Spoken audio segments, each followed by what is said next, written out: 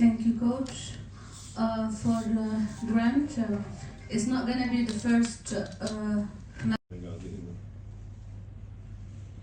I just looked at the picture, just looked at the stadium. I don't think that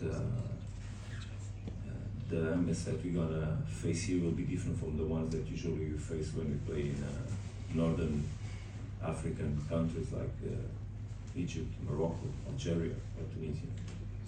I'm pretty acquainted with the ambience that we face, and it's not because we're gonna play against 20. We're gonna have 20,000 fans that the ambience will not be the same. But ambience for us is pleasure. So it's excitement, and we take energy also from strong ambiences. That's what we work for, is to play with lots of people.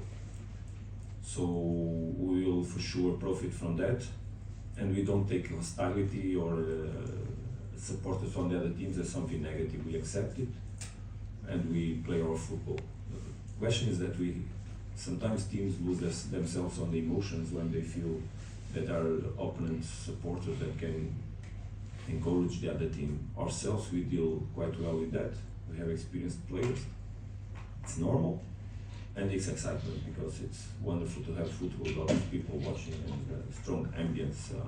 We just need to deal with the right emotions when we face this kind of ambiences, because bad emotions can make you also create bad results and bad behaviors, and you just need to cope with that. So experienced players we have will handle the situation the right way. We need to focus on our tasks, on what's happening inside the four lines, and that's football match, as I said, nothing more than that. Thank you. Malek Salam. Thank you very much for the question. Interesting one. When we are in the level that we are, with teams and players with the level that Raja and Saandاوز have, there's no problems that affect the moment when we're gonna play. So no one should think that the fact that Raja had eventually changed the coach will affect whatever it has to do with the will of the players to make the job. But also will nothing change our will to do the things, because we focus on what we see, we study the opponent, and we focus most of all on ourselves, on what we want to do, in what capacities we have, how we want to grow as a team, and mostly what we are capable to do. So we believe that we can do a wonderful game. Obviously we know what we are playing, whom we are playing against, but the level of respect that we should have for any opponent is also the level of respect we should have for ourselves.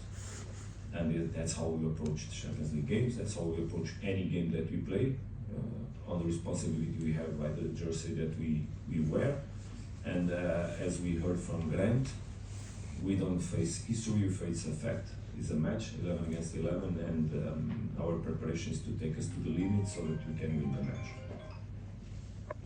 Players, and it's good to see that he's doing well here, and we are trying to revive them. Obviously learned a lot from him, and now the journey has continued with Coach Miguel, and he's teaching us. He's got the same passion, the same insight, very dedicated to his work, and it's just been a pleasure having him ever since he's arrived.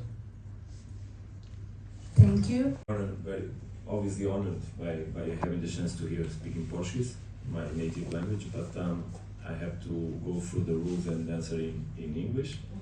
But thank you very much. Obviously Champions League is a huge competition. I had the pleasure and to make it through the last stages last year and go to the final, and face strong teams and understand a lot of African football.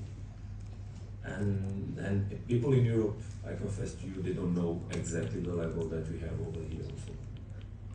So it's also our task as foreign coaches to spread the message of the quality of football players that we have here, and football teams also.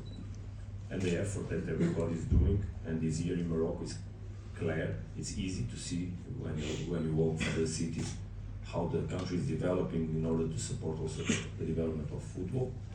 to face the international competitions that we have ahead. But that is happening throughout Africa, in many countries. In South Africa, in the moment, the level is quite surprisingly high for me. So I'm really keen on and excited about what I found over there. And not only in terms of the quality of the players, but also the approach, tactical approaches that we can see, and lots of teams with high level. So the competition is tough, and this group is very tough also. When you have two teams that are from Morocco, which is a country of football in Africa, that has not only those